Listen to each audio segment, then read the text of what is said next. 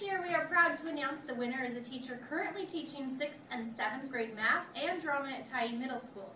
She's been a teacher for 26 years, the last 11 at Tyee, and was nominated by Principal Aaron Miller and Assistant Principal James Peterson. In nominating our winner, Aaron and James lauded her innovative style, caring, and commitment to teamwork. She is a nationally board certified teacher, a professional achievement made possible through the financial support of the Bellevue Schools Foundation.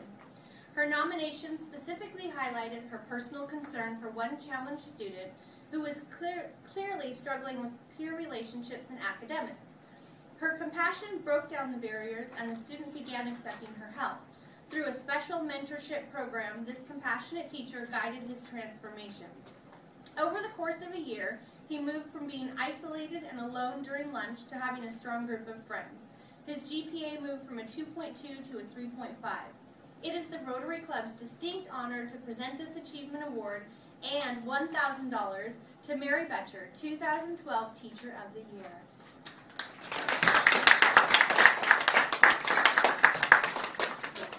Thank you. I want to thank all of you for this recognition, though it seems appropriate that this award could go to any middle school teacher. Middle school teachers seem to be the most blessed of all teachers. If you don't believe me, let me tell you, whenever someone asks a middle school teacher what they do and they say, "I teach middle school," the response is always, "Oh, bless you." Okay. This past couple of years, teachers have been inundated with the importance of data and its use in decision making. Even before we meet our students, we know their MAP scores, their MSP scores, their GPAs, their elemental Ps, you name it, we know numbers about them. This can be really difficult for the teachers in the middle. The danger of spending too much time focusing on the numbers is described in one of my favorite novels called The Little Prince. In it, the author describes the problem with grown-ups. If you tell grown-ups, "I saw a beautiful red house with geraniums in the window and doves on the roof," they can't imagine it at all. But if you say, "I saw a house worth 100,000 francs, then they exclaim, "What a pretty house." Grown-ups' fascination with numbers came to light when I received my award on Friday. When Mr. Hendershot presented me with the award, the audience listened as he said the student went from being isolated to having friends, a close group of friends. But the audience oohed and awed when he said the student's GPA went from a 2.2 to a 3.5. The reaction is explained here. Grown-ups like numbers. When you tell them about a new friend, they never ask questions about what really matters. They never ask, what does his voice sound like? What games does he like best? Does he collect butterflies? They ask, how old is he? How many brothers does he have? How much does he weigh? How much money does his father make? And only then do they know him. In middle school, we can't be too much like grown-ups. If we do, we miss the rewards of being a middle school teacher. I want to share this story with you.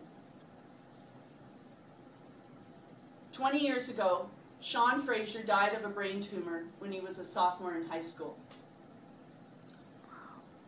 3 years earlier, I knew him as a humanities. Part 2. We had the kids make their coat of arms using the symbols, colors, and meanings out of that time period. They even added their own motto. You can think of things like, be all you can be, seize the day, live and let live. Sean, like everybody else, made his coat of arms. I can tell you this. I do not remember Sean Fraser's Wassel score. I do not remember his instructional reading level. I do not remember how many countries he identified on the end of the year map test. Here's what I do remember about Sean.